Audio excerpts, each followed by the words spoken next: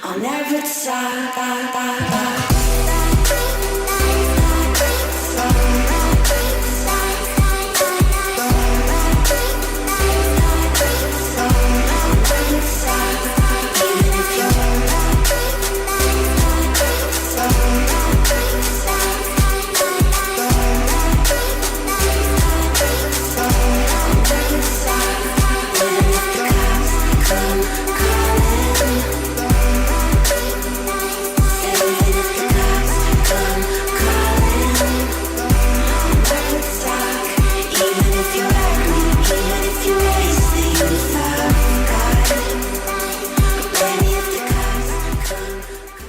This is my Exceed RC Drift Star.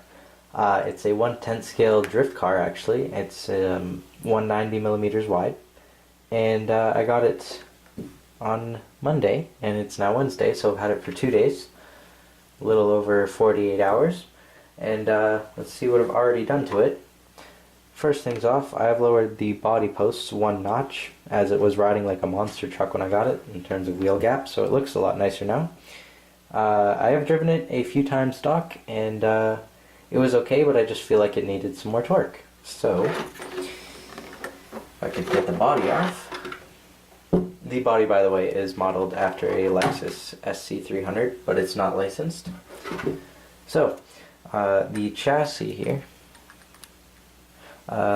it's shaft driven, 4-wheel drive, and the drift tires are plastic. It's also got open differentials, front and rear. So that's whatever, it does drive fine. However, as you may or may not have been able to notice, there is Traxxas VXL3S electronics in here, the old 2-pole motor from like 2012, 2013, I don't know when they started doing 4-pole stuff, and the older version of the VXL3S speed control with a Traxxas plug on the end. So this speed control and motor barely fits within an inch of their lives, and the screw posts were taken off of the ESC on the sides, and then it's double-sided taped down, and as you can see there's a notch in the chassis right here that I did Dremel out myself. It's not the cleanest thing, but it looks okay, especially if you're not, straight up looking at it. So the notch in the chassis, my camera did just kind of screw up, and I'm not too sure what happened there. So anyway, there were also two notches that stuck out from each side of the speed control. The little plastic pieces that just came up and were molded. So I did grind those down as well with a Dremel, so the ESC could fit in width-wise, I guess, not length. And the motor fits barely in there, and as you can see, if you may or may not already know, the end cap was taken off of the motor because there's little to no gap in between the ESC here and the motor here in the first place, and the end cap was forcing the motor to be downwards, and it wouldn't sit in the motor mount flush, so that it had to come out. However, I won't be driving this car in any water because it wasn't waterproof in the first place, so it doesn't matter too much. On to the next thing. Oh, by the way, I did do some cable management, I guess you could say, with the zip tie here, so that looks okay.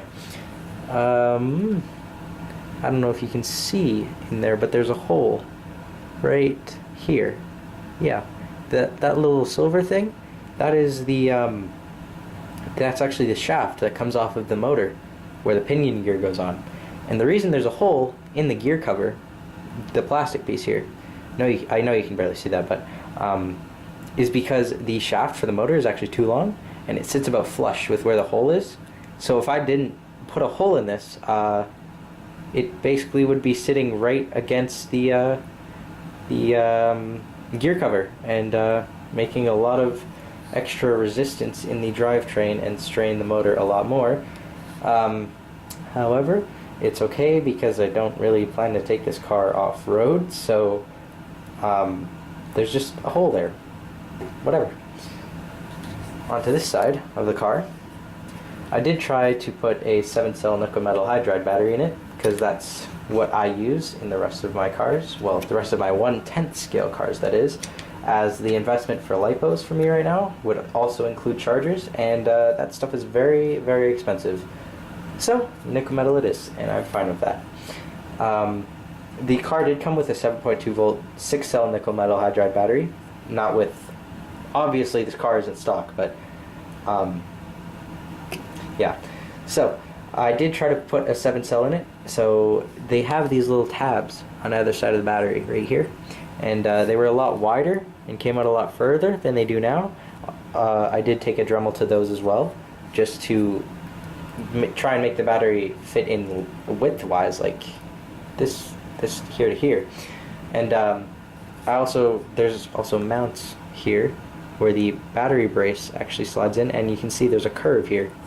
I did that on the front and rear ones. However, the front one is blocked by a foam spacer.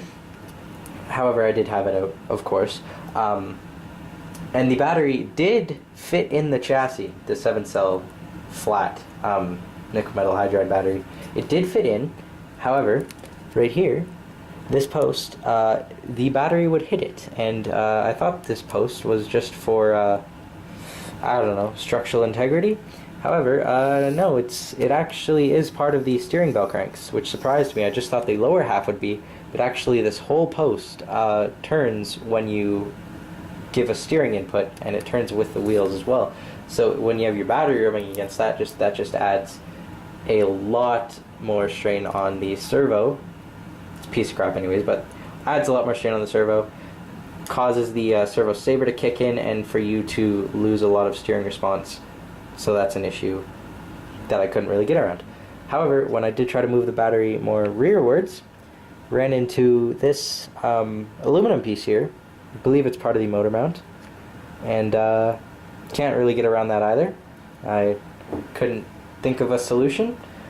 So 7-cell nickel metal hydrides that are flat is, I guess, a no in this case.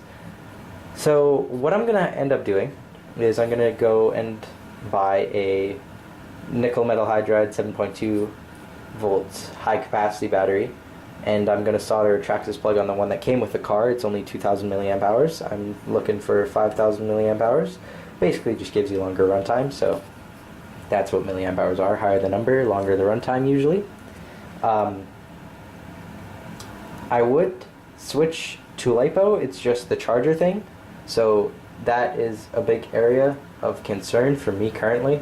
Because, like, I don't know, I do work, but I just, like, don't feel like spending money on things that don't give that much of an improvement. I mean, it would improve here, but, you know, this is only one application, and this is a cheap little car anyways. I picked this up for 240 bucks Canadian, and I think they're on sale for 119 USD, and I'll be honest, it's a hell of a deal on this car. I can't wait to actually open it up with the new electronics. And I will be throwing new wheels and tires and body on here, a different one. However, that's it for now. And the next video, hopefully, we'll actually be driving this car. And yeah, so until next time, guys, bye.